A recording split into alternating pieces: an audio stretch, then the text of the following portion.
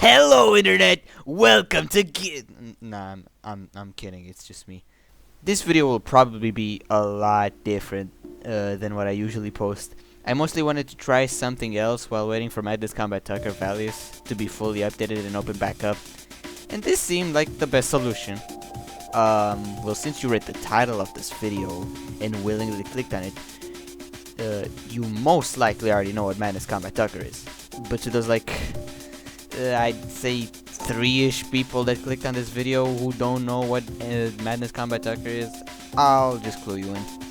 Alright, so Madness Combat Tucker is a Roblox game made by Odipora, or as more people know him as, Sepulcher, aka Sep. Madness Combat Tucker, or as it's now called, Madness Combat Valius, is an action shooter featuring player versus enemy combat. Some people compare it or outright call it an Ultra Kill clone, which just isn't true at all. But I might discuss this in another video. The claim is somewhat valid, as it does draw inspiration from certain aspects of Ultra Kill, but it makes up for it by having completely different other mechanics. As of recording this video, the game has 2 campaigns, one featuring Tucker and the second unfinished one featuring Valius. In this video, I will be talking about the first campaign, and more specifically, something inside of it that's bothered me to this day. A certain mystery that has gone unsolved for way too long. In the 3rd chapter of the first campaign, Tucker kinda sorta brings up on the apocalypse and has to kill the remaining few that still stand. You know, girl boss. I'm saying kind of since Sep never really did say that the events of chapter 3 are some sort of extinction event. However, judging by the hellish scenery, I'm pretty sure we can tell what's going on. Very interesting part about this level is the pulsating veins / tendrils around the map. This is known as the Flesh Wasteland. We know that name from the first secret boss in the Valius campaign. On the way to his arena, the player can find lore tablets created by, presumably, Clay Morris, one of the main antagonists of the Valius campaign. On those tablets, we find out that Forlorn is actually a product of the Flesh Wasteland. Something about how it's a flesh automaton piloted by the still beating pulse of the Flesh Wasteland. Yes, it pulsates. Yes, you can see that in game. Yes, it is horrendous. Another place where we find these pulsating veins around the map is to the entrance of the last Shred Zerv boss fight. Mr. Zerv III is a knockoff Prime Soul, except he wasn't imprisoned. Kinda just was so angry at Tucker that he refused to die. That, and also the Flesh Wasteland, gave him some sort of second chance. On the way to the Shred Zerv boss fight, we go through what can I only describe as his memories of his city, corroded by the Flesh Wasteland. And then there's the Carcass boss fight. Carcass, to put it simply, looks like Zerv's corpse taken over by the flesh tendrils. I have no idea how he put himself back together like that, since at the end of chapter 2, he explodes. Personally, I think that's just his soul that clings to the mortal realm, and when it came in contact with the Flesh Wasteland, he used it as some sort of conduit that he could use to create another body for himself. Jeez, call this guy purple, cause he sure likes coming back. I'm sorry, I won't make that joke again.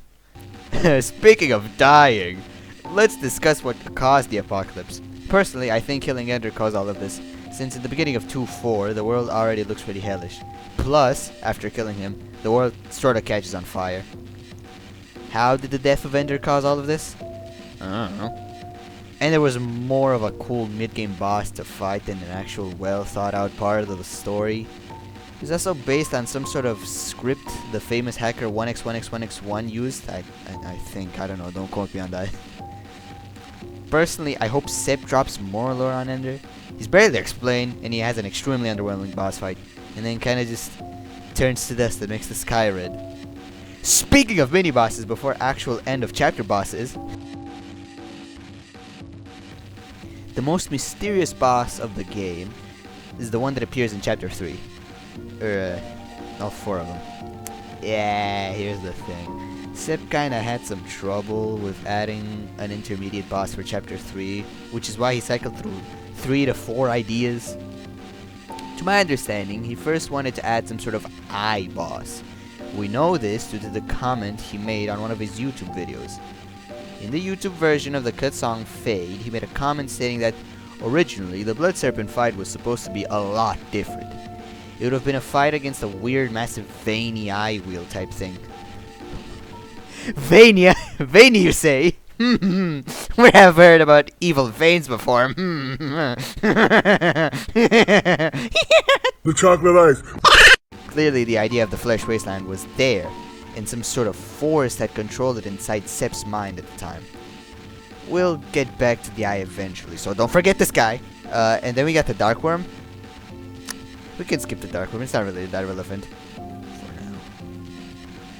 Then came the One Who Fell. The thing about the One Who Fell is that he's, as how Sep puts it, semi-canon. What does that mean? Beats me. Ask Sep, he'll probably tell you. Never. The One Who Fell's model is strange, since both he and the arena is covered in the Flesh Wasteland's tendrils. He also has this cool looking sword he wields around. Not much is known about this guy, but we can safely say that he is some sort of monster made by the Flesh Wasteland. Just like the enemies from the Valious Chapter 1 campaign. Except the Fell. I got no clue what that is. Embodied grief? One who refused to die his offspring? Just some silly guy? It's important to mention that there are also corrupted people in the first chapter of Valious campaign. They have the mass of flesh on them. They're just not fighting you.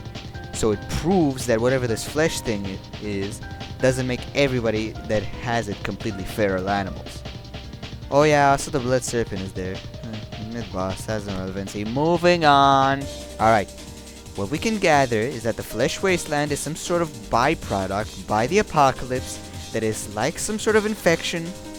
This infection isn't that bad, actually. Like, it makes you real strong, only with the slight effect that you lose your mind the more the infection progresses. But you don't turn feral. No, far from that.